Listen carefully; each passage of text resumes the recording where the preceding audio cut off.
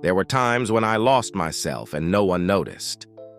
That sentence makes people fall silent, especially when it comes from a face that once shone brightly in the Hollywood sky. Ali MacGraw carried a purity and gentle beauty rarely seen, something fragile enough for audiences to believe in love stories that touched the deepest corners of the heart. In real life, she stepped into fame with a humility almost separate from the noise of the film industry, as if she had never needed to fight the world for anything. Love Story lifted her to the top too quickly, and behind the lights was another reality, a vulnerable heart struggling against upheavals beyond its endurance. People remember Ali's smile, but few know the price of it. The long nights drowned in crisis, the times she collapsed because of love, the days when the brilliance on the outside only made the darkness inside grow deeper. As fame gradually faded, Ali chose to face the truths that had once weighed heavily on her. She left Hollywood, let go of the noise that had swallowed her sense of self, and sought a path back to the deepest part of her soul. That decision was not an act of running away, but the first step on a journey of healing. A journey not every star is brave enough to take. Her life story is not smooth, but full of humanity, not polished to become perfect, but marked by wounds that are both painful and beautiful, like the traces of a soul that learned how to save itself. That journey began long before Hollywood called her name.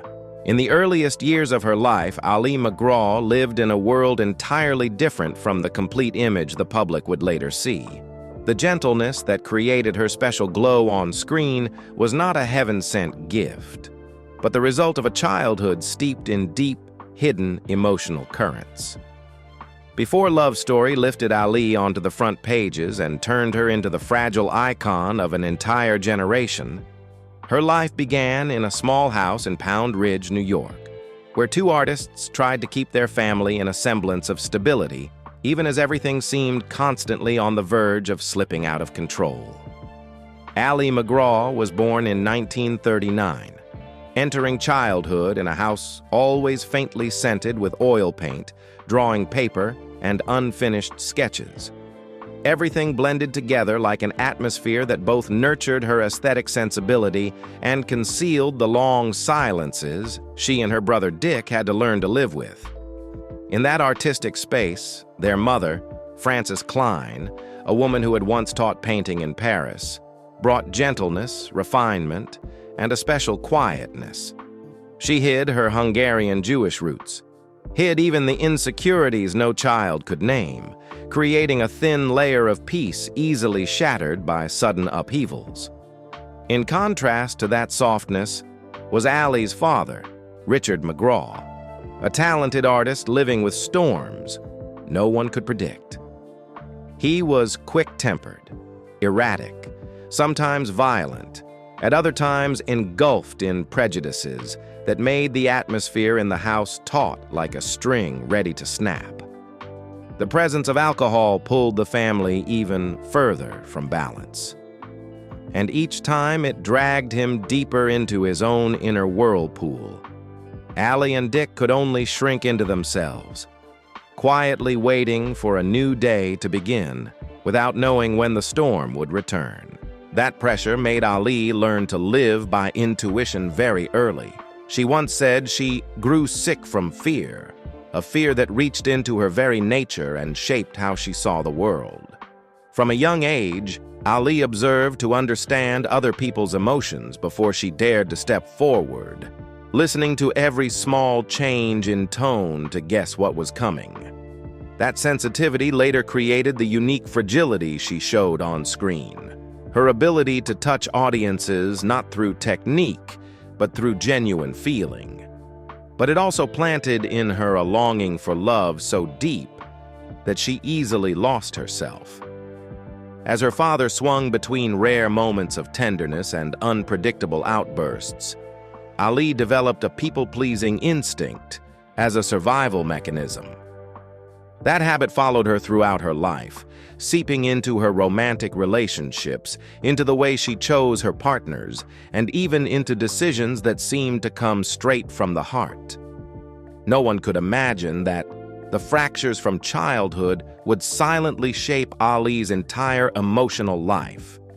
From that foundation, she stepped into the arts with the gentleness she learned from her mother, the defensive instinct she learned from her father, and a heart so sensitive that she sometimes lost her own voice.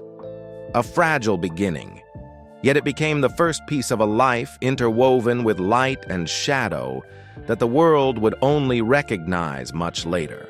Those childhood collisions did not make her shrink away. They nurtured an unusually sharp intuition and a need to seek beauty as a way to keep herself from breaking. When she left the house filled with the scent of oil paint, Ali carried with her the refinement inherited from her mother and the observational skill shaped by years of listening to every shift in the household atmosphere. These were what led her to the first choice of her life: art. Ali studied at Wellesley College, where she chose art history as a way to continue the conversation with beauty that her childhood had planted. The academic environment of Wellesley gave her a rare sense of safety, a place where everything could be analyzed, explained, given a name. So different from the ambiguity and unpredictability of home. After graduation, Ali did not go straight into film, but stepped into the world of fashion, a field that seemed delicate but demanded sensitivity and discipline to a harsh degree. She began as an assistant to Diana Vreeland at Harper's Bazaar, a true school for anyone who wanted to understand what creates style, presence, and aesthetic identity. Then Ali moved to Vogue, working as a stylist and photo editor. Those years taught her how to see people through light, angles, texture, and emotion, lessons that seemed invisible at the time, but later became the foundation of how she appeared in front of the camera. Her natural beauty, simple demeanor, and gaze tinged with melancholy quickly made Ali a familiar face for many photographers and brands. She appeared in campaigns for Polaroid, Revlon, and many major fashion houses, gradually becoming one of the standout models of the 1960s. Yet behind the radiance of perfect photo shoots was a private truth. Ali was still searching for the path truly meant for her, a direction not yet defined until cinema suddenly arrived like a calling she could no longer ignore. The quiet years in fashion gave her valuable tools. They helped her understand what it means for light to offer support, what it means for a gaze to speak more than dialogue, and what it means to be truly present in front of the camera. When the first opportunity appeared, everything blended seamlessly, as if she had been prepared her entire life for that moment. In 1969, Goodbye, Columbus placed Ali in the role of Brenda Potemkin and also placed her in the hearts of viewers. Without using showy emotional techniques, Ali touched audiences with her gentle sincerity, something so natural that people forgot it was her first time standing in front of a camera. Brenda was intelligent, perceptive, sometimes sharp, sometimes fragile, all appearing through a style of acting that felt as if Ali was simply living. The role earned her the Golden Globe for Most Promising Newcomer, a clear sign that Hollywood had found something very different. And then Love Story appeared like a strong wind that swept her into the center of the film industry. In 1970, embodying Jenny Cavilleri, Ali did more than act. She made people believe Jenny truly existed somewhere in real life, with her warm heart, her slight but resilient smile, and her eyes gentle enough to soften even the darker corners of life. The film became a global phenomenon, earning more than 100 million USD at the box office and moving millions of hearts. But that success still didn't capture the most important truth. Jenny touched the deeply human fragility inside audiences, and Ali was the soul of that touch. She was called the most beautiful woman in America, a beauty not limited to delicate features but found in the stillness, refinement, and emotional depth she brought to the screen. Love Story not only sent Ali's name beyond all borders, but also earned her a Golden Globe for Best Actress, along with an Oscar nomination. Honors that she, just a few years earlier still working behind the camera as a stylist, had never imagined she could reach. Ali was honored at Grauman's Chinese Theater, where the handprints of Hollywood legends are preserved as a ritual of immortalizing those who truly belong to film history. As she placed her hands into the still soft cement, amid camera flashes and waves of applause, she retained the humility that was part of her nature. Pride surged clearly, but in that moment, Ali also felt the tilt of a spotlight that had come too quickly and too intensely, as if her sensitive heart was struggling to find firm ground amid the great wave called success. When fame cast its brightest light on Ali behind the scenes, small but persistent movements in her private life had already begun shaping an unexpected turn. It was as if an invisible force was pulling her away from the safe orbit that Love Story had drawn, pulling her closer to a turbulent zone, where a soaring career and a fragile heart were about to collide with a storm named Steve McQueen. A meeting that seemed like mere professional coincidence would prove powerful enough to change the entire course of her life, even altering what the world believed Ali MacGraw would become. At that moment, Hollywood continued rolling out the red carpet before her with bigger, more ambitious scripts. The Getaway, 1972, was the most prominent project, an important step in Ali's artistic journey as she stood alongside Steve McQueen, the box office icon of an entire generation. From the moment the collaboration was announced, it attracted special attention, and when the two appeared in the same frame, audiences could easily sense a strange energy, both opposing and blending, creating a particular tension for the film. This emotional chemistry, initially existing only in performance, led journalists to begin asking more questions about the connection between the two stars. For the first time, Ali stepped out of soft, romantic roles to portray Carol McCoy, a woman standing on the edge of love, betrayal, and a breathless escape. The world of The Getaway was full of tension, speed, and layers of psychological complexity that Ali had never faced before. The role brought her into an entirely new territory. Sharper, more conflicted, and so full of inner strength that even those who once believed Ali only suited romantic roles had to change their minds. Her performance was considered sharp and emotional, strong enough to stand beside McQueen, whose screen presence was naturally overwhelming. Every heavy dialogue scene, every silence placed at the right moment, revealed a more mature, deeper Ali, proving that the glow of Love Story was not a random spark. Critics acknowledged that she had shed the image of the fragile muse and entered the realm of a true actress. The Getaway became a major commercial hit, helping Ali solidify her position among the stars of early 1970s Hollywood. Sam Peckinpah, the notoriously demanding director, also gave her rare respect, recognizing her intuitive acting and ability to move with the rhythm of a scene as if she had lived with the character for a long time. The success of The Getaway should have continued pushing Ali onto an even more radiant trajectory, opening doors many actors spend a lifetime unable to reach. But while the lights were still blazing, silent shifts in her personal life began influencing her artistic path in ways no one could foresee. Encounters, unnameable emotions, and tremors that existed outside the script gradually created invisible breaks in a career that had been moving in perfect harmony. At a time when Hollywood was opening its arms wide, the roles considered the gems of the 1970s appeared before her one after another. Daisy Buchanan of The Great Gatsby, 1974, and Evelyn Mulray of Chinatown, 1974.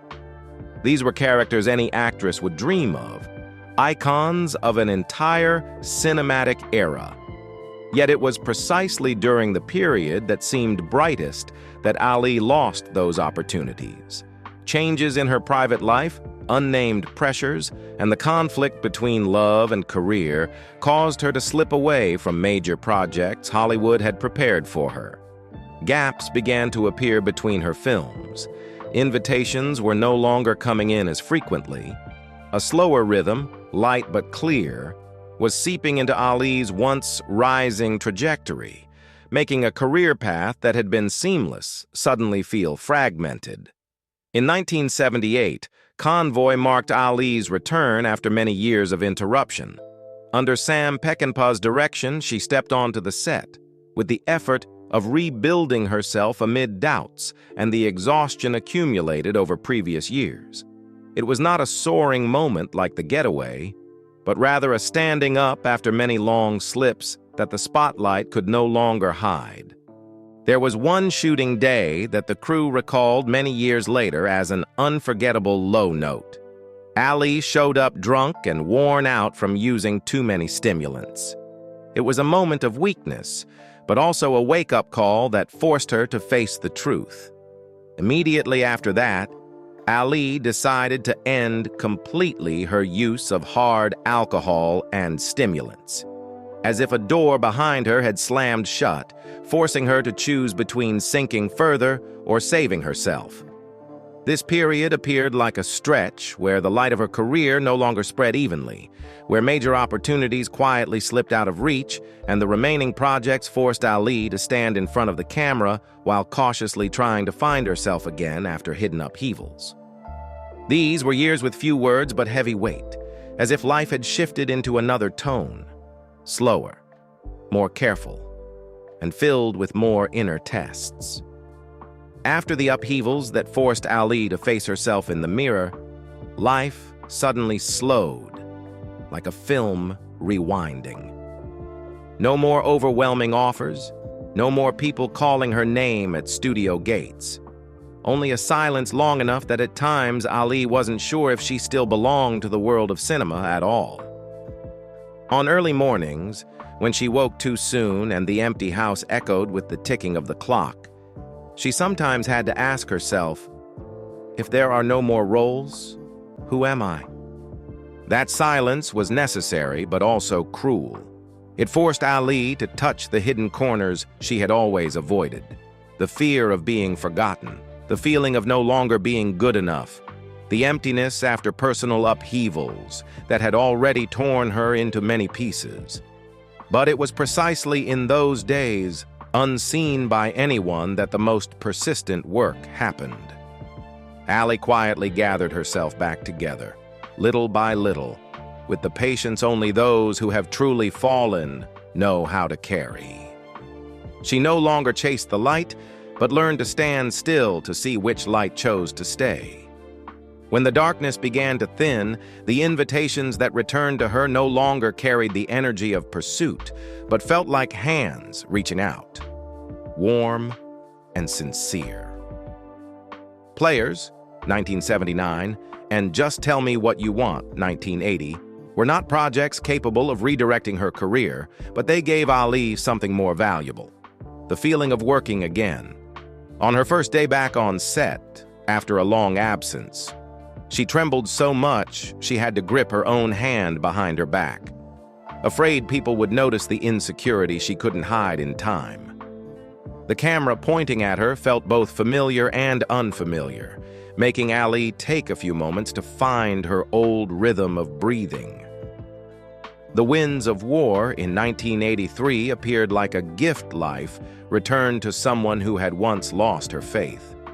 Standing before grand set pieces, surrounded by hundreds of crew members, Ali felt something she had never fully understood in earlier years.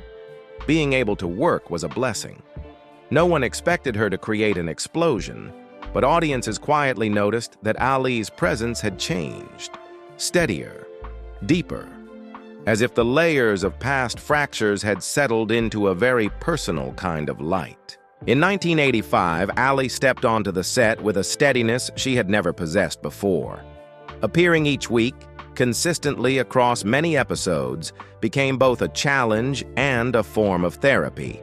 It helped her regain her rhythm, regain the sense of belonging to a crew, a role, a space she was no longer afraid of losing. When audiences welcomed her back, Ali understood that she had truly stepped out of the darkness. Not because the world expected her to, but because for the first time, she was strong enough to choose what she wanted. The light around Ali at this time was no longer as dazzling as during Love Story, but it was warmer and more enduring. It did not blind her with glamour, nor did it hide her wounds, but instead illuminated the growth of someone who had touched the bottom of self-doubt, yet was brave enough to climb back up with her own hands. But as the light of her career returned at a gentler pace, Ali began to realize something the film set could not hide. Some wounds did not belong to her career, but were rooted in the shadows she had carried from a fearful childhood and the long years of instability in her personal life. After every scene, a lingering emptiness clung to her. When the door closed, the silence became a void that tightened her heart. Some nights, Ali did not understand why she felt so anxious, only knowing that the hollowness was gradually rising, touching places she had long avoided confronting. And then, she understood. Returning to the screen was only the first step. The hardest part was returning to herself. Deep inside, Ali realized she could no longer keep living on the momentum of old emotions. Alcohol had once arrived as a way to soothe fear, and her dependence on love, the longing to be accepted, to hold on, even to the point of forgetting herself, had become a form of bondage she only had the courage to name many years later. There was no scandal, no dramatic fall, only a woman exhausted to the point where she could no longer pretend she was fine. At a certain moment, Ali understood that she needed to stop. She stepped through the doors of the Betty Ford Center not to escape the public eye, but to find a path back to the intact parts of her soul. Choosing to make her past struggles with alcohol and emotional dependence public was a painful decision, but also a release. She removed the mask Hollywood had once placed on her and stood before the truth with her own sincerity. In that quiet therapeutic space, Ali faced, for the first time in full, the fractures that had followed her for years, the childhood fears, the wounds left by her marriages, the self-destructive habits she once believed she could control. The healing journey was not gentle. It appeared in therapy sessions where old memories surfaced like cuts that hadn't fully healed. In long nights when Ali asked herself at what moment she had begun to lose herself, and in the clear realization that to stand firm, she first had to bravely confront the times she had fallen. The trip to Betty Ford was not the ending of a once brilliant star, but the doorway into an entirely different chapter, where Ali no longer chased the lights, but quietly searched for peaceful breathing, searched for the intactness she had spent too many years losing. As that calmness began to spread through her life, Ali realized it was time to have an honest dialogue with herself. The decision to write a memoir did not come from a desire to explain herself or cling to fame, but from the need to tell a true story. The story of a woman who had walked through the dark places where Hollywood's lights could not reach. In 1991, the book Moving Pictures was published and immediately became a bestseller. The public was not simply curious about a star's private life. They were drawn in by the simple, sometimes painful honesty that Ali, for the first time, dared to present without avoidance. The memoir opened the entire path she had walked, a childhood haunted by fear, a father prone to anger, fragments of memory that slowly shaped her habit of pleasing others just to survive. She wrote about marriages that seemed romantic, but were in fact full of abrasions, about the feeling of drowning beneath overwhelming fame, about the times she thought she was strong, when in truth she was simply trying not to collapse under the pressure of having to be perfect. The pages did not attempt to beautify anything, but revealed the exhaustion of a heart that always sought love as a source of breath, yet repeatedly lost itself in the process. The book was not just Ali's life story. It was a process of illuminating the mental shadows she had long avoided. Readers found a different Ali, not the glamorous star of love story, but a woman who felt fear, who was tender, who fell, and who stood back up with a sincerity rare in the entertainment world. The memoir's success came from the very fragility she once believed was a flaw, but turned out to be her strength. Just when Ali believed she had bravely moved past the heaviest part of her past, life tested her in an unimaginable way. In 1993, her home in Malibu, which held all her photographs, letters, scripts, the keepsakes marking every milestone of her career, burned to the ground. Watching the pieces of her life turn to ash, Ali stood still and understood that everything belonging to the past had finally left her, both literally and figuratively. It was not overwhelming pain, but a strange silence, as if fate were removing the last threads tying her to Hollywood. Ali left California soon after and went to Santa Fe, the wild and quiet land of New Mexico. She realized she needed a different rhythm of life, slower, deeper breaths, and a return to the simplest values. In Santa Fe, she embraced meditation, yoga, nature, and a serenity she had never had the chance to touch in earlier decades. This change was not an escape, but a conscious choice, a choice to rebuild life from within. From that quietness, Ali opened a new chapter no one expected. She became one of the most influential figures in the movement for mental and physical well-being in the United States.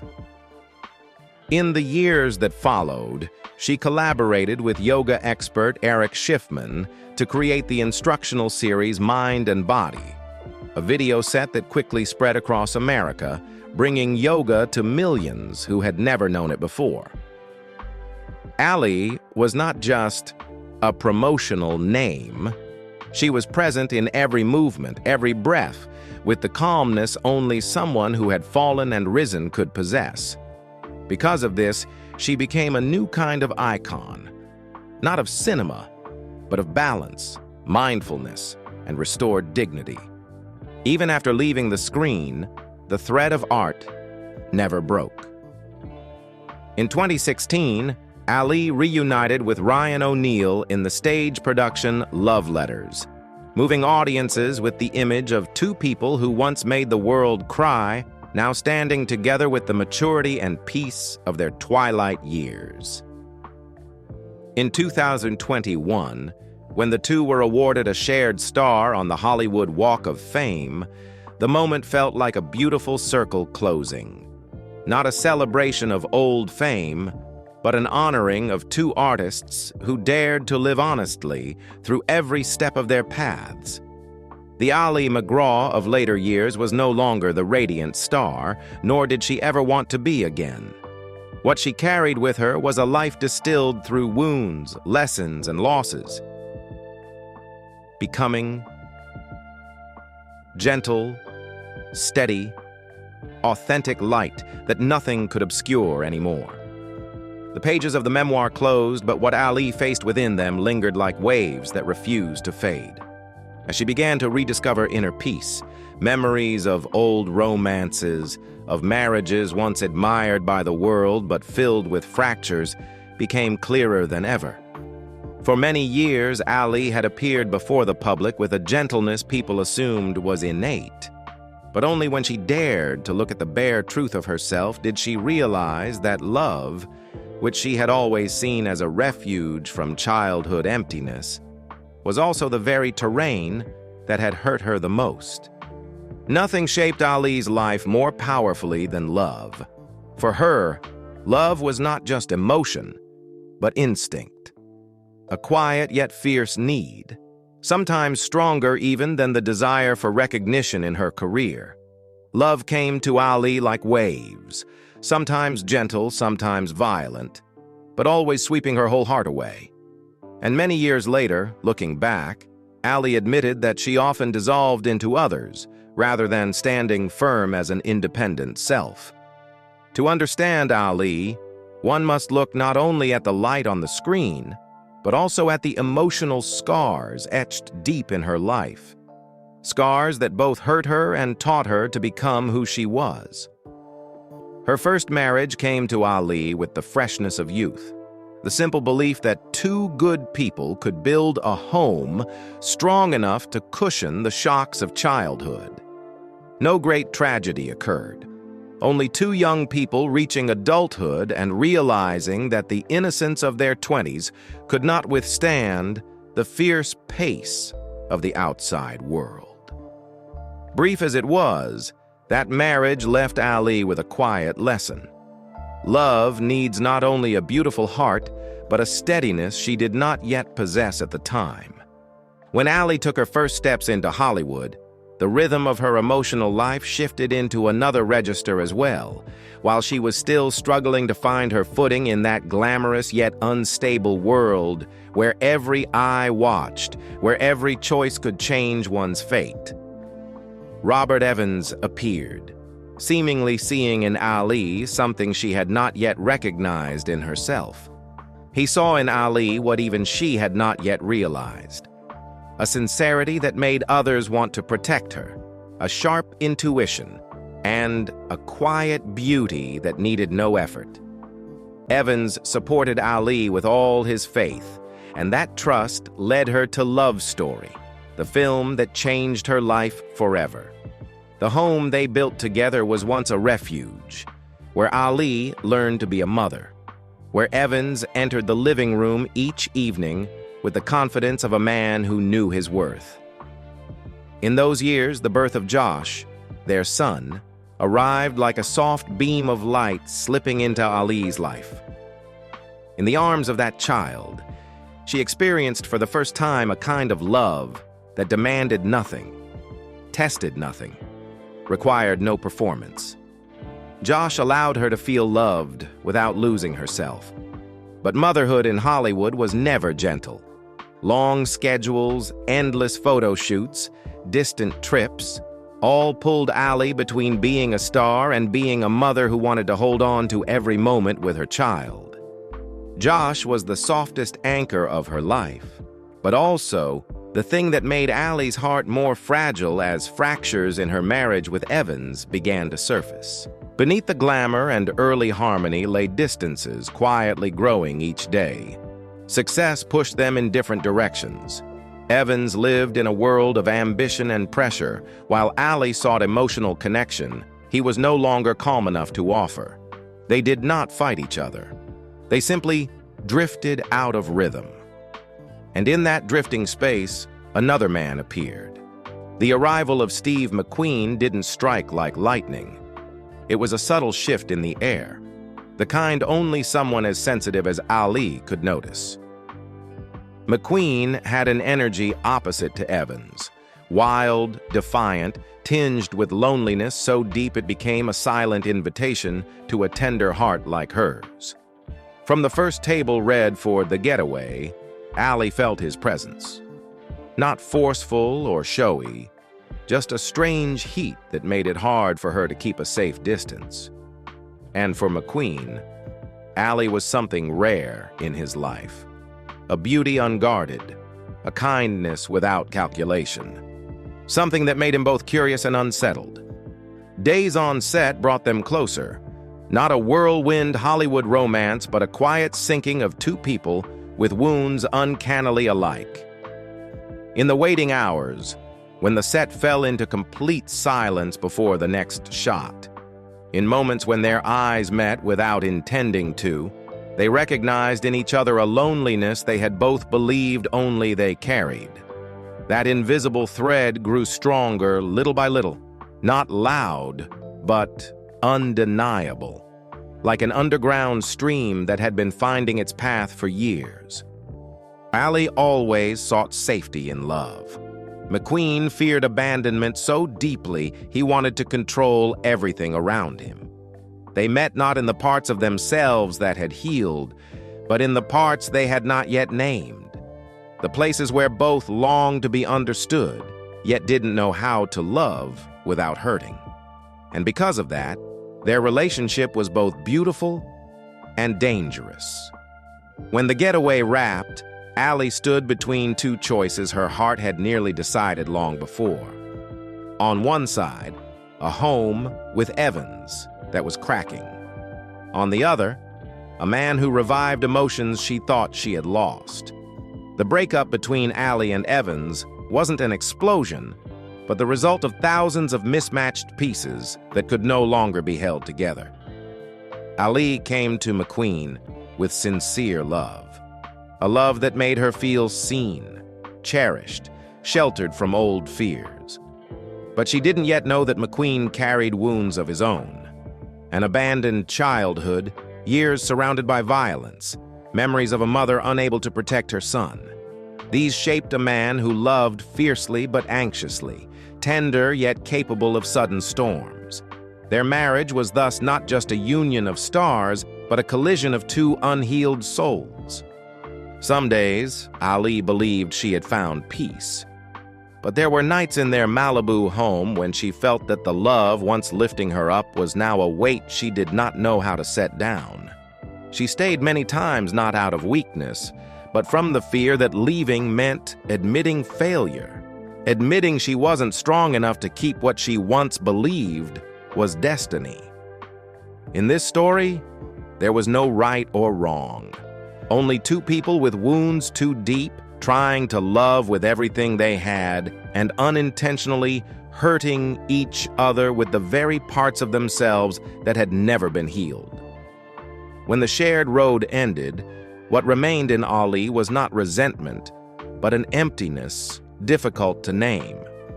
Years later, calm enough to speak about the past, she admitted that, in her love for McQueen, she lost herself more than in any other relationship. But from him, she also learned the most important lesson. No one can fill the emptiness inside you, only you can. It was a love that burned bright like fire but scorched like ash. Beautiful in a way one could never forget, and painful in a way one could never fully hide. It took Ali a very long time before she could look back at that chapter without her hands trembling, with longing, with regret, and with the ache of things that can never be undone. There are people who step away from the screen, yet their imprint quietly flows through culture, fashion, lifestyle, and even the conversations society is often reluctant to begin. Ali MacGraw stands at the center of those currents. Not loud, not showy, but steady, like a warm breath that people recognize and never forget. Since the 1970s, Ali's straight middle-parted hair, bare face, minimalist style, and eyes that always seemed to carry an untold story created an entire aesthetic of the era. That beauty did not come from sharpness or pride, but from a rare purity that made people see an entire way of living behind it. Simple, refined, unpretentious, yet full of character. When Love Story was released, Jenny Cavilleri became the symbol of pure love. A character that for more than half a century audiences still consider one of the most beautiful memories of youth. Ali's handprints at Grauman's Chinese Theater, earned after only a few films, were proof of an influence few ever achieve. Not because of the number of works, but because of the emotional depth she brought to each role. Ali's greatest legacy lies in her courage to confront the parts of life most people avoid speaking about. At a time when mental health treatment was still viewed with hesitation, her openness about emotional crises, struggles with alcohol, stimulants, and the relationships that drained her was an act of rare bravery. She did not share these things for attention. She shared them because she understood that silence sometimes destroys a person faster than pain itself. Her honesty opened a path for many others, those who had masked their feelings beneath a polished exterior, to gather the courage to seek help. As Ali began to regain her inner calm, she turned toward the things that allowed her spirit to breathe, and yoga became the most natural path. Together with Eric Schiffman, she created Yoga, Mind and Body, a simple video that resonated deeply with millions. The image of Ali in slow, deliberate poses, her voice soft as morning mist, made yoga a gentle and accessible experience. And for many, it was the first time they understood that yoga was not just physical movement, but a journey back to one's true self. Through the peace she cultivated after years of turmoil, Ali became one of the early figures bringing mindfulness and healthy living into modern life, softly but persistently. Alongside that inward journey was her love for the most vulnerable beings. She collaborated with Animals Asia, worked with PETA, spoke up in campaigns for animal protection, and wrote the foreword for Paw Prints of Katrina in 2008. These were not symbolic appearances of a movie star, but the voice of someone who had lived through loss, understood fear, and wanted to protect creatures that could not protect themselves. Looking back, these things did not create a legend in the usual sense. They created a colorful journey, from the light of cinema to the honesty of facing truth to a deeper and more complete life, not loud, but resonant in a way nothing could erase. And perhaps that is why people remember Ali, not just for beauty, not just for a role, but for the feelings she left in their hearts, a purity of spirit, a rare courage, and a heart that, despite its wounds, never stopped believing in kindness. In her 80s, Ali MacGraw no longer belongs to Hollywood, and that has never felt like a loss to her. After the major upheavals of her life, she chose Santa Fe as her final refuge. Peaceful, quiet, far enough from lights and noise for a soul once shaken by many storms to find steadiness again. In a home filled with earthy tones and natural light, Ali's life unfolds at a slow, gentle, and complete rhythm. A rhythm she may have been searching for her entire life. Ali spends most of her time on yoga, meditation, and community activities that give her a soft sense of connection to the world. She no longer stands before the camera, but she remains quietly present in the inner lives of many through her talks about letting go, healing from within, and turning old wounds into material for growth. These words do not carry the tone of a star trying to revive past glory, but of someone who has walked through pain and found enough understanding to pass along. Her love for animals has always stayed with her. Ali continues working with Animals Asia, participating in PETA's campaigns, and speaking up for beings who cannot protect themselves. In Santa Fe, she lives so simply that people sometimes forget that the woman sipping tea in a soft sweater in front of them was once one of Hollywood's brightest icons. Ali does not live in nostalgia. She keeps very few keepsakes from her days of fame, partly because the Malibu fire took most of them, partly because she believes a person's life becomes lighter only when they know what to keep and what to let go. Instead of burying herself in the past, she chooses to live in gratitude, grateful for the opportunities that once came, for the loves that brought both joy and pain, and for the cracks that forced her to rebuild herself. In the peaceful rhythm Ali has chosen, she still appears in public at moments that truly matter. like her reunion with Ryan O'Neal in Love Letters, or when the two received their shared star on the Hollywood Walk of Fame in 2021. These moments feel like gentle touches to the past, tributes to the path that led her to the present, not attempts to reclaim lost spotlight, but slow, pure appearances, where Ali stands not as a star seeking disruption, but as a storyteller offering gratitude to the memories that shaped her.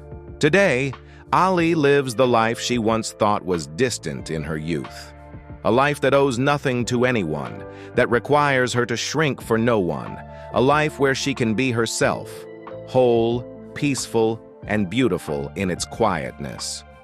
If Ali's early years were the noise of fame and the constant turbulence of the heart, then her present feels like a long, soft, deep breath, a reward for someone brave enough to walk through storms.